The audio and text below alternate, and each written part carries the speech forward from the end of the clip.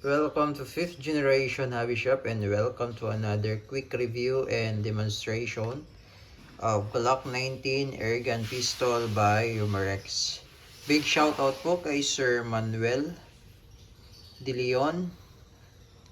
Welcome to 5th generation hobby shop. Again, this is the Glock 19 airgun pistol. As you can see, this is an airgun, not an airsoft pistol. Airgun caliber 4.5mm. So bali ang bala niya ay steel ball 4.5mm. So this is the steel ball. Ito yung gamit natin, copper coated. We also have silver coated steel ball. And so bulitas yan, dumidikit talaga yan sa magnet. And that's 4.5mm steel ball. And so yan yung bala. Okay, ito naman po yung cartridge niya or yung CO2. Ayan, CO2 cartridge. Ito yung hangin niya, yung sinasalpak natin sa unit. So ito po ay disposable. Pag naubos yung CO2, palit ka ng bago. More or less nasa 60 shots itong isang CO2. So sa mga nagtatanong po kung pwede bang i-stock sa airgun natin yung CO2 dyan. Halimbawa po, lagay nyo yung CO2 tapos hindi nyo naman na-consume lahat. Pwede naman siyang i-stock. Pero automatic kasi siyang nag-evaporate. So for how many days nag-evaporate siya. So otherwise, mas magandang i-consume nyo na lang para hindi sayang yung CO2. Kasi pag i-stock nyo tapos nalimutan nyo, pag binalikan nyo yung airgun nyo, wala na yung CO2, ubos na. Mag-evaporate na siya automatically. So, mas magandang ma-consume nyo. Kada salpak, ma-consume nyo para hindi sayang yung CO2. So, this is the box of the unit. Ayan, ito yung specs niya. Ayan nga, yung 12G CO2. So, that's 3 joules steel ball. Yan yung pinakita ko sa inyo kaninang steel ball.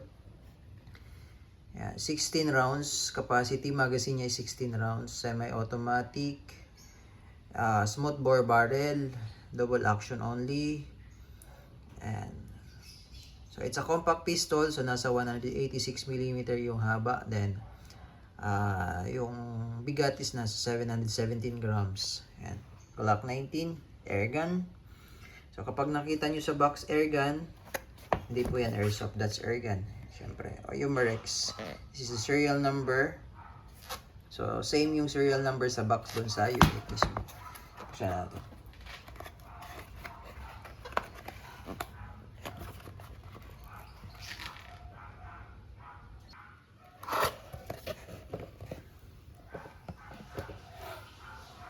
Oh, ayan. So, this is a non-blowback pistol po, ano? Ibig sabihin po ng mga non-blowback, ito pong unit na ito ay hindi na po kinakasa. Meaning, kapag ka non-blowback, yung slide na to, hindi na po ito gumagalaw. Sa mga blowback po talaga gumagalaw. Back and forth yung slide. No? Tawag po dun ay reciprocation. So, itong unit na to, non-blowback. So, hindi mo siya makakasa and hindi rin siya gumagalaw. Dito, naka-fix tong slide na to. So, siya gumagalaw. Ayan. So, ayan yung markings niya. Pulidong-pulido yan pagkagawa kasi licensed product yan ng Glock. So, yung Umarex lang kasi yung authorized na kopyahin talaga na kung ano itsura. To sa unang tingin, talagang hindi mo malalaman kaagad na airgun lang siya. So, kapag tiningnan mo naman tong barrel, dito mo malalaman kasi maliit yung barrel niya. Inner. Ayan. So, sa totoong barrel kasi ito ay 9mm. Ayan, 9x19. Ayan. Ayan. Tapos, meron siyang markings dito. Ayan, Glock. Sa kabila, ayan. Officially licensed product of Glock. Ayan. Tapos yung sight niya, naka-fix po yung sight niyan. Fixed front and rear yan. Tapos meron siyang rail for accessories. Ayan, gusto nyo lagyan ng flashlight. Then, this is Gen 3 pala, no? Gen 3. Meron siyang group dito. One of our bestseller, Gen 3. Magandaan sa non-blowback, less yung maintenance, and then mas malakas yung power output compared to blowback. So, check natin yung magazine and load tayo na si Otto.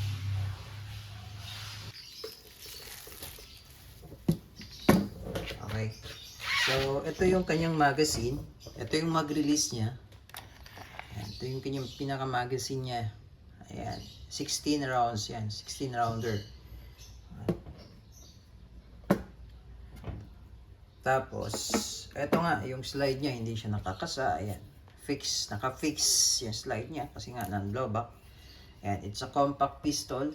Ayan, kung yung kamay nyo medyo malaki, ayan, baka medyo maliit sa inyo, pero kung sakto lang naman yung, ito kamay ko, maliit yung kamay ko, ayan, sakto lang sa akin yan, no?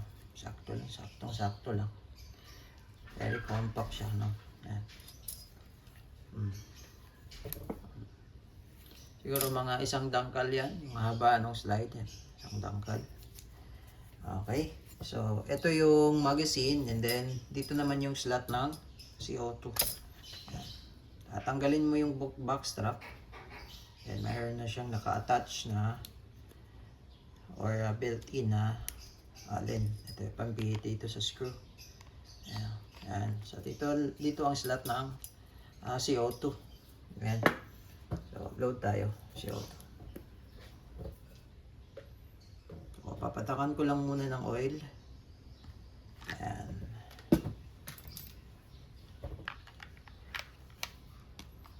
So, luluwagan ko lang para yung CO2 talagang mag-fit siya doon. Ayan. Then, saka ko siya pipihitin. Kailangan mabilis lang. Ayan. At tamang higpit lang din. Huwag nyo siyang talagang hipitan ng todo kasi pwedeng mag-stuck naman yung CO2 sa loob. Ayan. Ayan. Tapos, flip nyo lang to. Then, cover nyo lang. Ayan. Naka-convenient so kasi hindi hiwalay yung allen. And then ito yung magazine niya. So pag walang magazine ganyan. So meron naman siyang ayan, clock naman sa ilalim. Ayan. Ayan, so load tayo ng bala. So gamitin natin copper coated. So lock mo lang yung spring sagad sa dulo. Ayan. Load lang dito.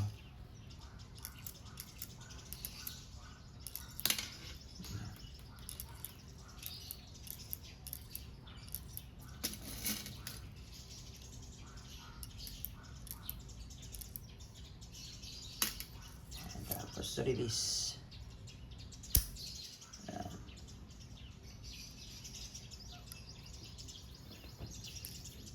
Okay, so testing Glock 19 Gen 3 non-blowback airgun pistol.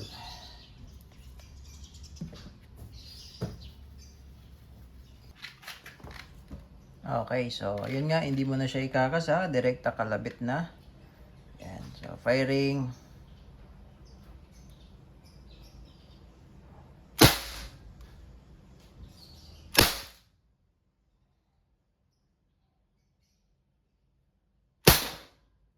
So sa trigger naman, smooth lang siya.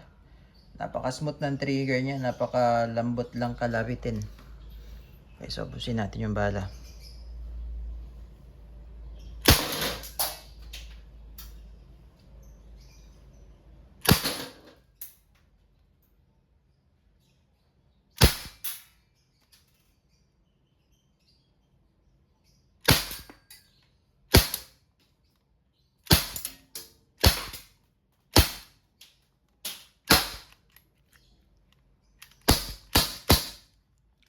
Wala ng bala. So, hindi nga siya naglalak dahil hindi siya blowback. Ayan, check natin. Wala ng bala. Okay, so huwag nyo lang siyang kalabitin kasi yung CO2 niya nandito sa may slide mismo. Hindi wala siya sa may grip mismo, wala sa magazine. Okay? So, yun lamang Glock 19 non-blowback airgun pistol by Umarex.